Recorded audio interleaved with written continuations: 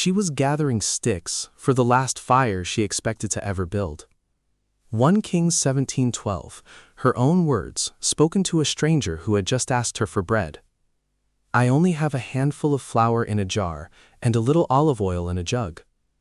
I am gathering a few sticks to take home and make a meal for myself and my son, that we may eat it and die." She says it plainly, not as despair building toward a breakdown, as a fact she had already accepted. She had done the math. 1 meal left, no more grain coming. A drought that had already lasted years with no end in sight. And into that exact moment, the last meal of a woman who had already resigned herself to starvation, God sends his most powerful prophet. Not to a king, not to a wealthy household that could fund an entire ministry, not even to an Israelite, to a foreign widow, in enemy territory, at the absolute bottom of what a human life can still be called survival. And the question that should stop you is not what happened next, it's why her. To understand why this widow matters, you have to understand what was happening back in Israel when Elijah first appears in Scripture. 1 Kings 16 tells us Ahab had married Jezebel, a Phoenician princess from Sidon, and that marriage had imported an entire religious system into the northern kingdom, Baal worship, state-sponsored, actively displacing the worship of the God who had brought Israel out of Egypt. And Baal was not a minor deity in the ancient Near Eastern imagination. He was the storm god, the one credited with rain, fertility, harvest, the very forces an agricultural society depended on to survive. So when Elijah appears, suddenly, without introduction, 1 Kings 17:1, and declares, "As the Lord, the God of Israel lives, whom I serve, there will be neither dew nor rain in the next few years except at my word," he is not simply predicting weather. He is issuing a direct challenge to Baal's entire claim to power. If Baal controls the rain, let Baal produce it. And for 3.5 years, nothing comes. Before Elijah ever reaches the widow, God provides for him first, in a way that already begins to dismantle certain assumptions. 1 Kings 17:2-4. God sends Elijah to hide by the Kerith ravine, where ravens, scavenger birds, considered unclean under Jewish law, bring him bread and meat morning and evening. Not angels, not a wealthy patron. Unclean birds, delivering provision through a method no one would have designed if they were writing the story themselves. And then, verse 7, sometime later the brook dried up because there had been no rain in the land. Even Elijah's miraculous supply line was not exempt from the drought he himself had called down. This detail matters enormously for what comes next, because it means the prophet who is about to become the vehicle of God's provision for a starving widow had himself just experienced running out completely, watching his own water source shrink to mud, with no say in when or how his provision would end.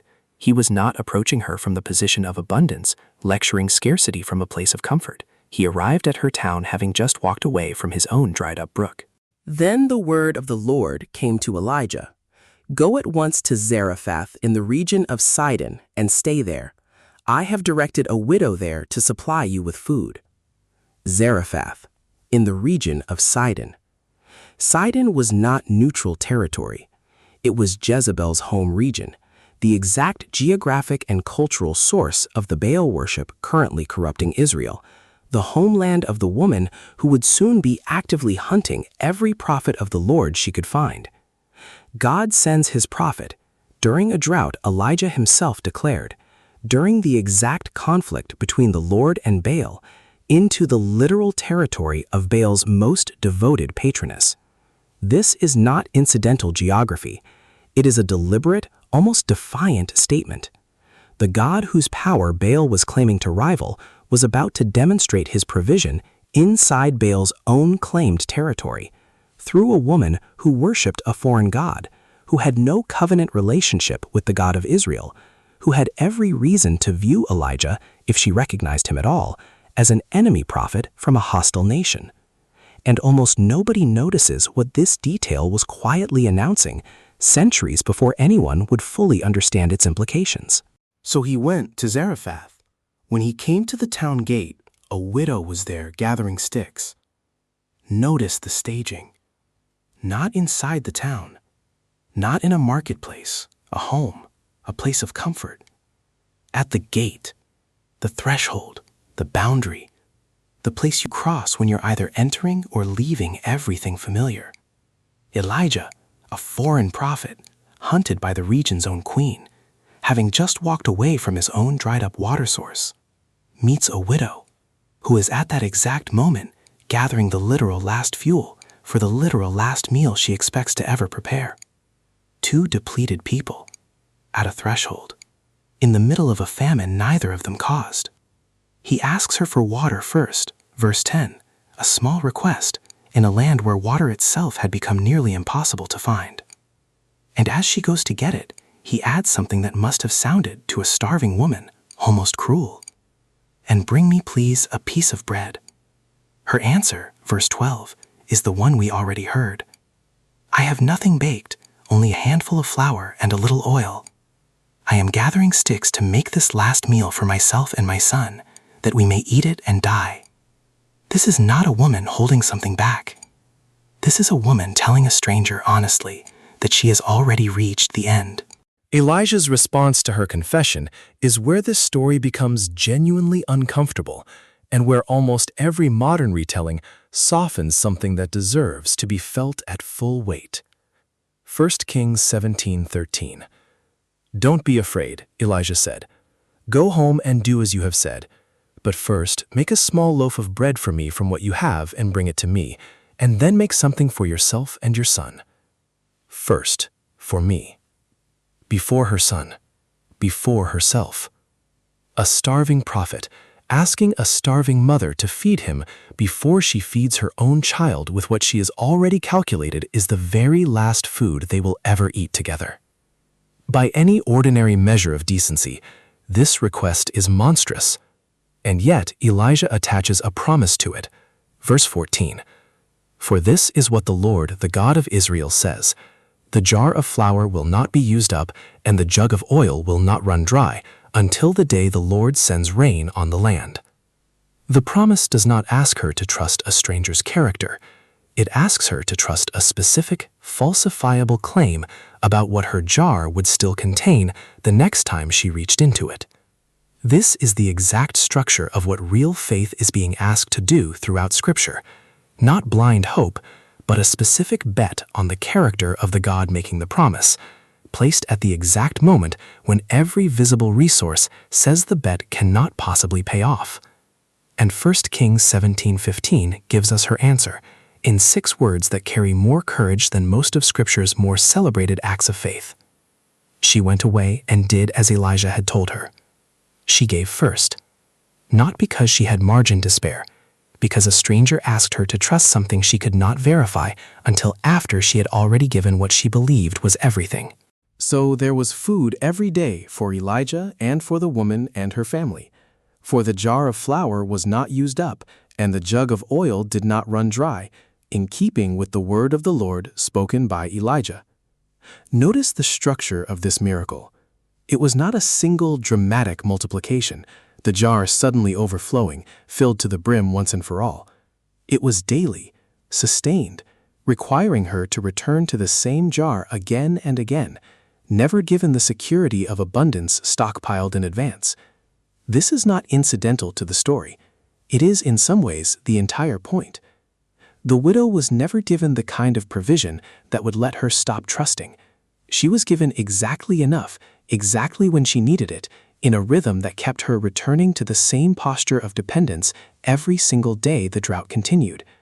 And this is where the story becomes uncomfortably relevant to anyone who has ever wanted God's provision to arrive as a permanent solution, rather than as the daily bread Jesus would later teach his own followers to specifically pray for.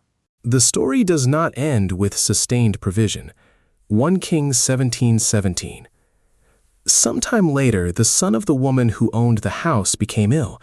He grew worse and worse, and finally stopped breathing. This woman had already faced death once, resigned to it, prepared for it, gathering sticks for what she believed was her final meal. She had been rescued from that death by a sustained, daily miracle. And now death arrives anyway, not through starvation this time, but through the sudden illness of the very child the miracle had been keeping alive. Her response, verse 18, is raw enough that it should stop every listener cold. "What do you have against me, man of God? Did you come to remind me of my sin and kill my son?" She turns on Elijah. The provision had not immunized her from grief, from fear, from the specific human instinct to look for someone to blame when the thing you finally allowed yourself to hope for is suddenly taken away again. And Elijah's response is not a theological explanation. It is action. Verse 19 through 22, he takes the boy, carries him to an upper room, stretches himself over the child's body 3 times, crying out to God, and the boy's life returns. This is the first recorded resurrection in the entire Bible, and it happens not for a king's son, not for a priest's household, for the child of a foreign, Baal-worshipping widow in the exact territory that had produced Israel's greatest religious threat. Centuries later, Jesus stands in the synagogue of his own hometown, Nazareth, reads a messianic passage from Isaiah, and declares, to a crowd that initially receives him warmly, that the passage is fulfilled in their hearing. And then, Luke 4:25-26, he does something that turns the room against him almost instantly. "I assure you that there were many widows in Israel in Elijah's time, when the sky was shut for 3.5 years and there was a severe famine throughout the land. Yet Elijah was not sent to any of them, but to a widow in Zarephath in the region of Sidon." Read that sentence again. Many widows in Israel. Covenant people, God's own chosen nation, suffering the exact same drought. And Elijah was sent to none of them. He was sent to her, the foreigner, the outsider, the one with no covenant claim on the God who fed her anyway. By the time Jesus finishes speaking, Luke 4:28-29 tells us the crowd was furious enough to drive him out of town and attempt to throw him off a cliff. Not because the historical facts were in dispute, because Jesus was using this exact story to announce something they were not prepared to hear. That God's grace had never been confined to the boundaries they assumed protected it. The widow of Zarephath was never a footnote. She was a preview, centuries in advance, of a gospel that would eventually reach every nation, every outsider, every person who had no covenant claim except the God who chose to feed them anyway. Why did God send Elijah to a widow who had nothing? Not because she was more deserving, not because her faith, before the story began, was more impressive than any Israelite widow's would have been. Because she had nothing left to protect her from needing him completely. The widows in Israel had covenant, community, familial religious structure, resources, however limited, that could soften the edges of total dependence. She had a handful of flour and a few sticks, and a son she was preparing to watch die with her. And into that exact condition, not the comfortable margins of abundance, but the precise, terrifying edge of having nothing left to lose, God sent his provision. This is not a story about poverty being spiritually superior. It is a story about where God has always chosen to demonstrate what his provision actually looks like, not in the places that already have enough to get by, but in the exact place where the last stick has already been gathered, where the flour is down to a handful, where the only remaining question is whether the God who asks you to give first is trustworthy enough to be believed before the proof arrives. She gave first, and the jar did not run dry until the rain finally came.